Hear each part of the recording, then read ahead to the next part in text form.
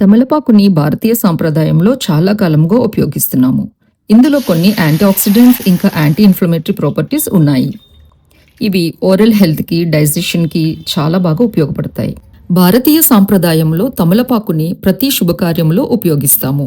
అదే మన తమలపాకుతో ఈ రోజు మనం ఎంతో రుచిగా, మంచి సువాసనతో ఉండే ఒక సాంప్రదాయమైన రుచితో పాటు మన రోజువారీ ఆహారంలో ఇలాంటి సహజమైన పదార్థాలను చేర్చుకోవడం చాలా మంచిది. మరి ఈ రుచికరమైన తమలపాకు రసం ఎలా చేసుకోవాలో ఇప్పుడు చూద్దాం.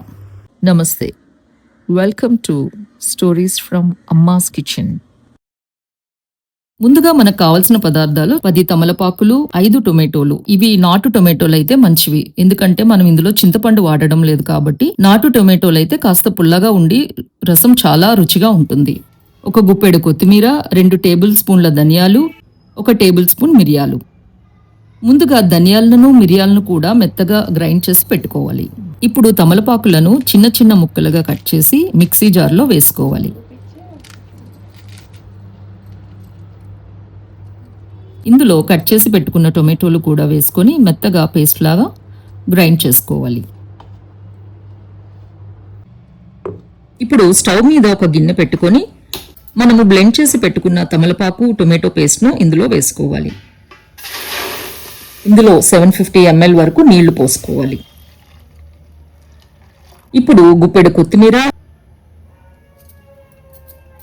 1/2 టీ స్పూన్ పసుపు, 1.5 స్పూన్ గ్రైండ్ చేసి పెట్టుకున్న ధనియాలు, 1 స్పూన్ గ్రైండ్ చేసి పెట్టుకున్న మిరియాలు, రుచికి సరిపడా ఉప్పు వేసుకోవాలి.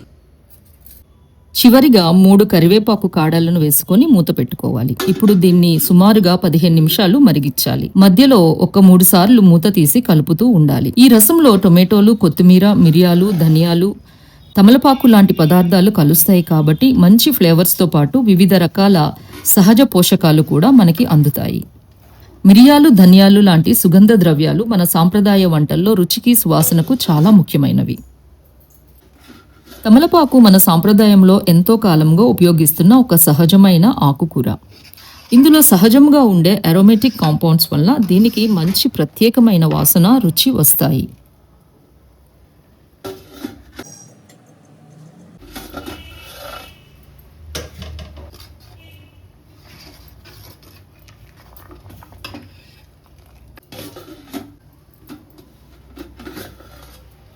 పదిహేను నిమిషాల తరువాత రసాన్ని పక్కన పెట్టుకోవాలి. ఇప్పుడు ఈ రసానికి చాలా ముఖ్యమైన తాలింపు వేసుకుందాం. స్టవ్ మీద కడాయి పెట్టుకుని 2 స్పూన్ల నూనె వేసుకోవాలి. నూనె వేడయ్యాక 2 టీ స్పూన్ల ఆవాలు, 1 టీ స్పూన్ జీలకర్ర, 7 వెల్లుల్లి రెబ్బలు, 4 ఎండుమిరపకాయలు వేసుకోవాలి. ఇవన్నీ బాగా కలుపుతూ వేయించుకోవాలి. చివరిగా కొంచెం ఇంగువ, కొద్దిగా కరివేపాకు వేసుకొని ఒక్కసారి కలిపి స్టవ్ ఆఫ్ చేసుకోవాలి. ఈ తమలపాకు రసానికి ఈ తాలింపు చాలా ముఖ్యమైనది. తాలింపు వేసిన తరువాత రసానికి మంచి ఫ్లేవర్స్ వస్తాయి. ఇప్పుడు మనం పక్కన పెట్టుకున్న రసంలో ఈ తాలింపును వేసి బాగా కలుపుకోవాలి.